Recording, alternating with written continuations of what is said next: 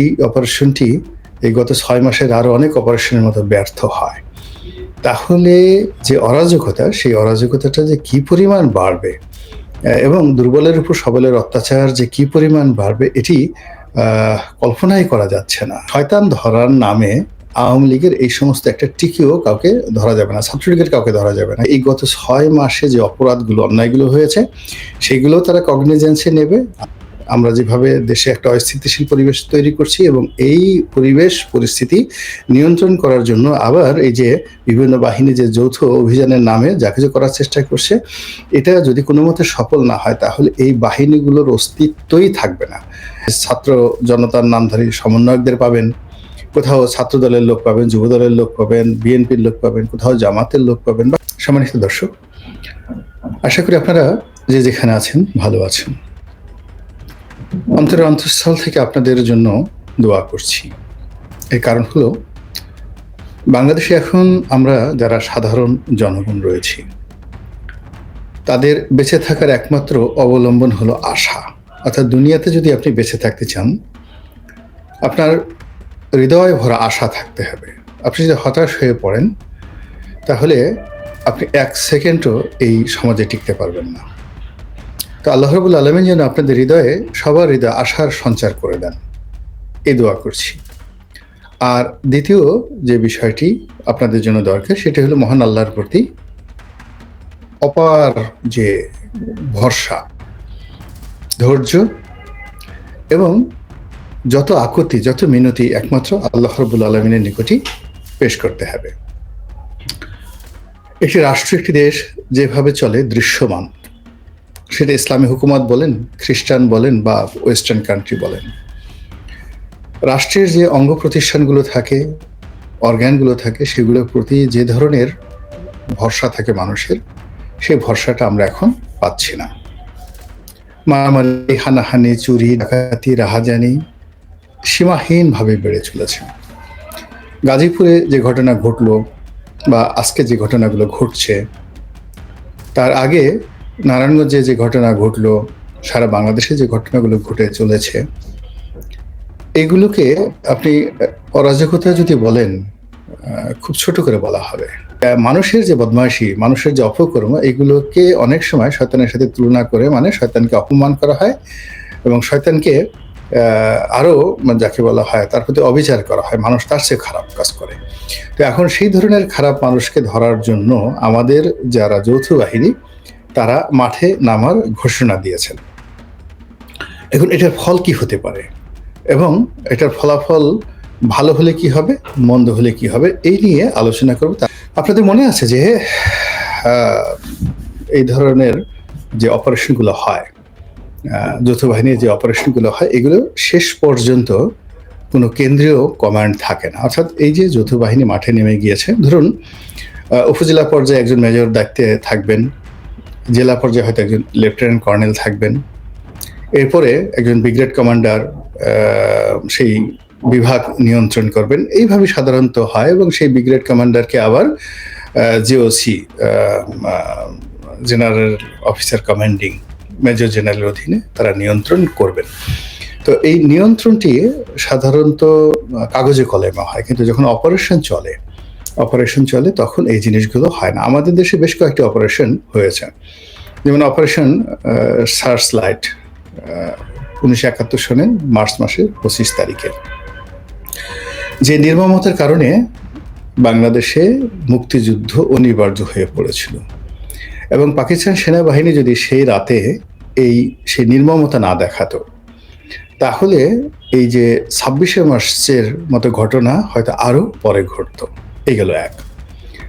দ্বিতীয়ত হলো যে বঙ্গবন্ধুর জামানাতে তার নিজের দলের যে যারা লোকজন মুক্তিযোদ্ধার নামধারী ভুয়া মুক্তিযোদ্ধা, আওয়ামী লীগের লোকদের অত্যাচার, যুবলোকদের অত্যাচার, জাসদের অত্যাচার, সিরাজ শিকদারের সর্বহারা পার্টির অত্যাচার, এরকম আরো অনেক, অন্তত 100টি আন্ডারওয়ার্ল্ড, মানে আন্ডার যাকে বলে ওয়ার্ল্ডের গ্যাং পার্টি ছিল এই সময়টাতে। তো এদের অত্যাচারে সারা বাংলাদেশ একেবারে তখন রীতিমতো জাহান্নাম হয়ে গিয়েছিল। তো এইগুলো দমন করার জন্য তখন রক্ষী বাহিনীকে নামানো হয়েছিল। অপারেশন কোনো নাম না দিয়ে রক্ষী বাহিনীকে নামানো হয়েছিল। তো সেই রক্ষী বাহিনীর যে অত্যাচার, ৯৯% অত্যাচার হয়েছিল তো কিন্তু আওয়ামী লীগের উপর, যুবলীগের উপর, এবং আওয়ামী লীগের জেলা পর্যায়ের বড় বড় নেতা, সেই প্রেসিডেন্ট, সেক্রেটারি, তাদেরকে ধরে রক্ষী বাহিনীর যারা লোকজন বেদম প্রহার করেছিল, মানে অস্বাভাবিক প্রহার মেরে ফেলেছিল অসংখ্য, এবং আওয়ামী লীগের বলতে গেলে কোমর ভেঙে দিয়েছে সেই রক্ষী বাহিনীর অত্যাচার। জাসদ বা অন্যান্য যারা প্রতিপক্ষ আছে তারা ঠিকই গা ঢাকা দিয়েছিল, কিন্তু আওয়ামী লীগের যে সকল লোক চাঁদাবাজি করতো, মদ খেত, অন্যান্য মন্দ কাজ করতো, টিন চুরি করতো, কম্বল চুরি করতো, এই তাদেরকে এই সেনাবাহিনী ধরলো। এবং এটা কোনো অবস্থাতেই বঙ্গবন্ধু যেমন নিয়ন্ত্রণ করতে পারেননি, সেনাবাহিনীর কেন্দ্রীয় কমান্ড দ্বারা নিয়ন্ত্রণ করা যায়নি। এর কারণ হলো প্রতিটি এলাকাতে গিয়ে যখন জনগণের মুখে সেনা কর্মকর্তারা নির্যাতনের কাহিনী তারা শুনতো, তখন আর তারা তাদের যে যাকে বলে স্বাভাবিক ক্রোধ, এটাকে দলীয় দলদাসের মতো তারা নিজেকে নিয়ন্ত্রণ করতে পারতো না।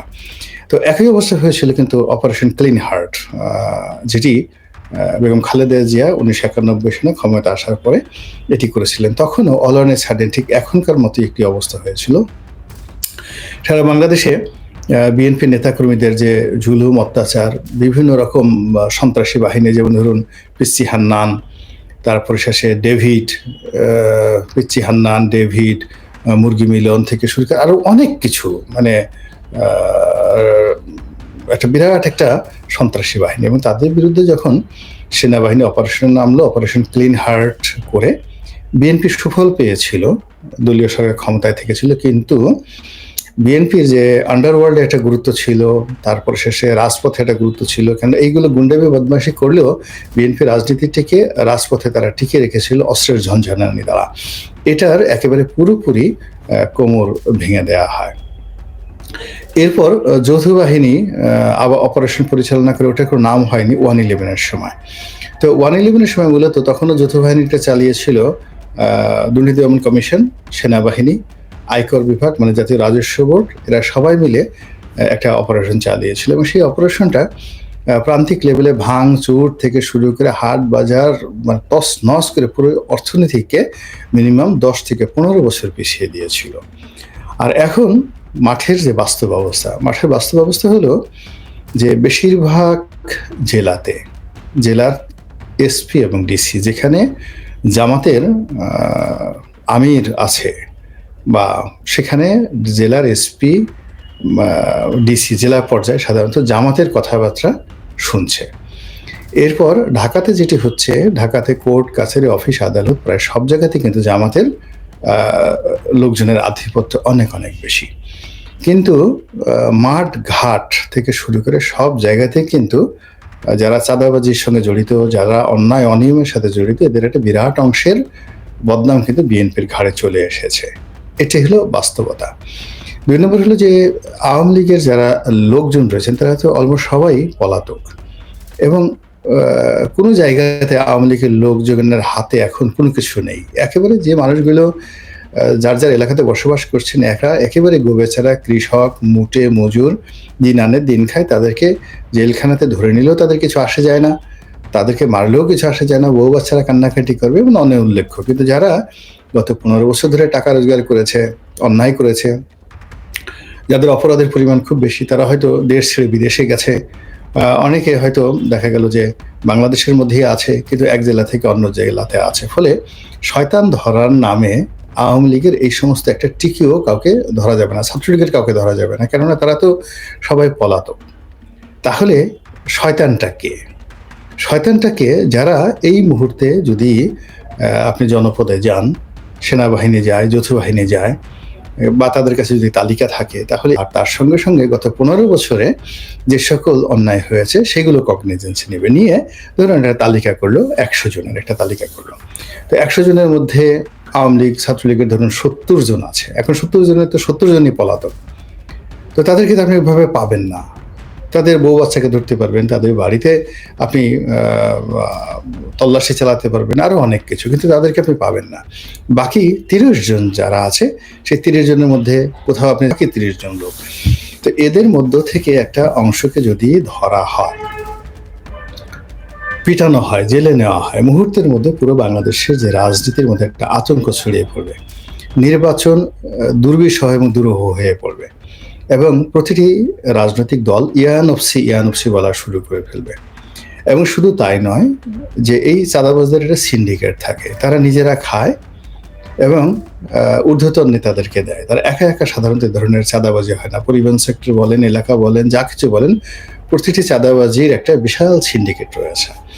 এখন সেই সিন্ডিকেট বাড়তে বাড়তে যখন কেন্দ্রীয় বড় কোনো নেতার নাম আসবে, এরকম কোনো রাজনৈতিক দলের যদি সেরকম বড় কোনো নেতা এই চাঁদাবাজ যাদেরকে ধরা হবে, অন্যায় যারা করেছে গত 7-8 মাসে তাদেরকে ধরা হবে, তাদের সঙ্গে যদি স্বীকারোক্তিতে তাদের নাম চলে আসে, এবং এটা আসবেই। এবং আর্মির যে পিটুনি, ও মাই গড, আর্মির পিটুনি তো আপনারা দেখেছেন।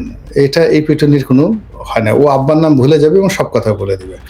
তো বলে দিতে গিয়ে সে যদি বলে যে অমুককে আমি টাকা দিয়েছি, এমনকি আওয়ামী লীগের কোনো লোক যদি ধরা পড়ে, সে যদি স্থানীয় অন্য কোনো পান্ডাকে বা বিএনপির লোককে বা জামাতের লোককে কোনো টাকা দিয়ে থাকে, সুযোগ দিয়ে থাকে, সেই কথাও কিন্তু সে বলে দেবে। এবং সে বলে দেওয়ার পরে যৌথ বাহিনী যখন সেই বড় নেতাদেরকে গ্রেপ্তার করবে, তখন বুঝতে পারেন যে এই পরিবেশ এবং পরিস্থিতি কোন পর্যায়ে চলে যাবে। সেক্ষেত্রে যদি ইতিবাচক ধরি, মানে সবকিছুই একেবারে রিয়েলি হান্ট হলো, মানে শয়তান ধরলো।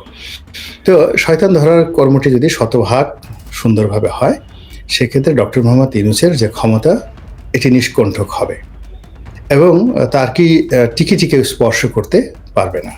এবং তিনি এই যে এখন আমরা যারা নির্বাচন নিয়ে কথা বলছি, দ্রুত নির্বাচনের কথা বলছি, এই নামটি আগামী 1-2 বছরের মধ্যে উচ্চারণ করার মতো লোক পাবে না। তিনি যেভাবে চালাবেন ওইভাবেই দেশ চলবে।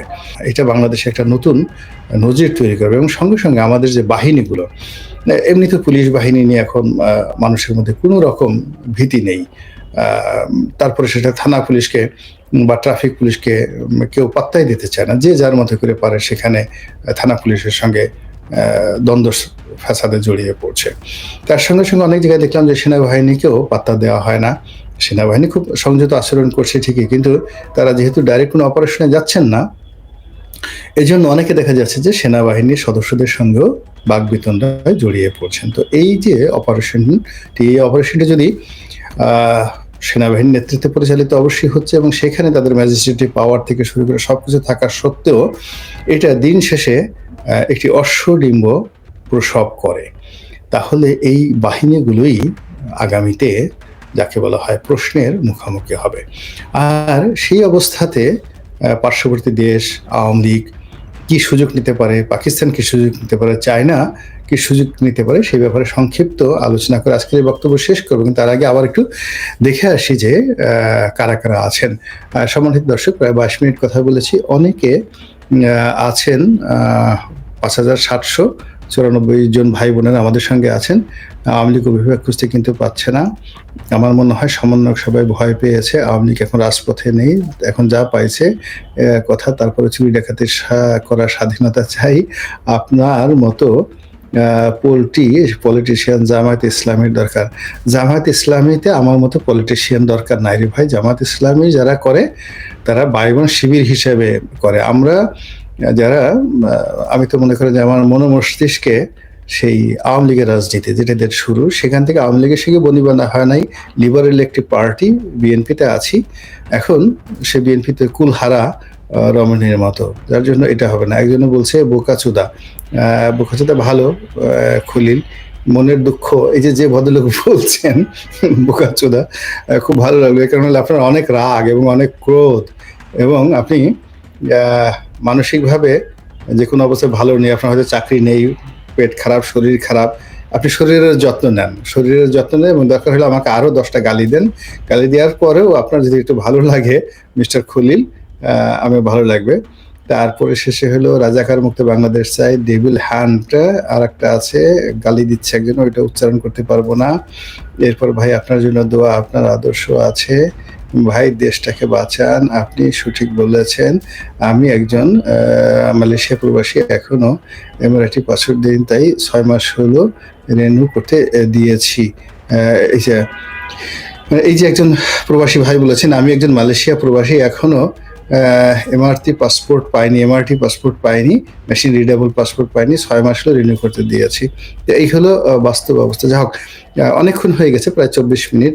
আর বেশি কথা বলবো না। সবার আগে যেটা বলতে চাই, যদি আমরা সফল হই আলহামদুলিল্লাহ, আর যদি ব্যর্থ হই তাহলে প্রতিবেশী রাষ্ট্র আমাদেরকে নিয়ে যে অপপ্রচার যেটা করছে সেটা বাড়তে থাকবে, এবং এখানে আমাদের অভ্যন্তরীণ রাজনীতিতে নাক গলানোর সুযোগ পাবে, এবং তারা আওয়ামী লীগের মতো একটি দলকে তাদের হাতিয়ার হিসেবে অতীতে যেভাবে ব্যবহার করেছে তার সাথে আরো নিকৃষ্টভাবে যদি ব্যবহার করার জন্য আমাদের সীমান্তে অপতৎপরতা চালায়, তখন আমরা নিজেদের কপালে নিজেরা থাপ্পড় মেরে অথবা আত্মহত্যা করা ছাড়া আমাদের কোনো উপায় থাকবে না। এর কারণ হলো আমাদের জাতীয় ঐক্যের যে প্রতীক, সেটা হলো সেনাবাহিনী।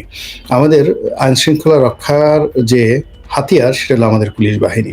তো এই যে বিভিন্ন অরাজকতার মাধ্যমে আমরা যেভাবে দেশে একটা অস্থিতিশীল পরিবেশ তৈরি করছি, এবং এই পরিস্থিতি নিয়ন্ত্রণ করার জন্য আবার এই যে বিভিন্ন বাহিনী যে যৌথ অভিযানের নামে যা কিছু করার চেষ্টা করছে, এটা যদি কোনো মতে সফল না হয় তাহলে এই বাহিনীগুলোর অস্তিত্বই থাকবে না।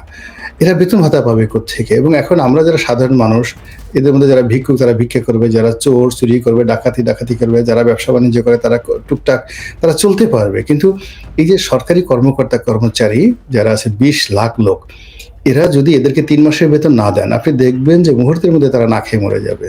এই যে মানে নতুন কিছু একটা করবে, সেটা সচিব বলেন, মেজর জেনারেল বলেন, কর্নেল বলেন, তাদেরকে যদি বলেন যে আগামী 6 মাস তোমাদেরকে বেতন দেওয়া হবে না, ক্যান্টনমেন্টের মধ্যে বের হয়ে একটু দুনিয়াটা দেখো এবং নিজে নিজে উপার্জন করো, নিজে উপার্জন করো, 3 মাসের স্যালারি উপার্জন করো, আপনি গিয়ে দেখবেন মুহূর্তের মধ্যে সকলের মধ্যে একটা ডিজাস্টার শুরু হয়ে যাবে।